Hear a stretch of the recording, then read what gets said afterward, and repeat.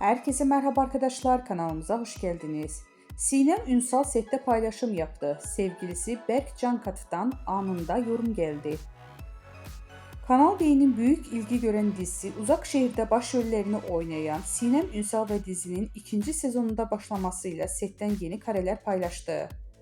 Ünsal sosyal medya hesabının üzerinden yaptığı paylaşımda set atmosferinden dair anıları takipçileriyle paylaştı.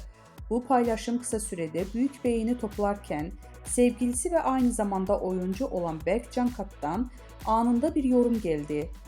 Sinem Ünsal dizide aile karakterine hayat verirken sette yaptığı paylaşımlarda adından söz ettiriyor.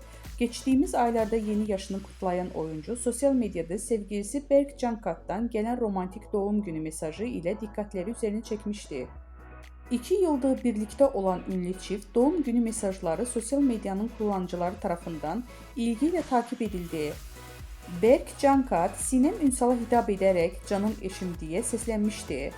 Cankat'ın mesajında şunlar yazılmıştı: "Biricik yol arkadaşım, sevdiceğim, kıymetlim, neşem, gücüm, desteğim. İyi ki doğuldun, iyi ki hayatına kabul ettin beni. Nice sağlıklı, başarılı, huzur ve kahkaha dolu yaşların olsun. Hep yan yana."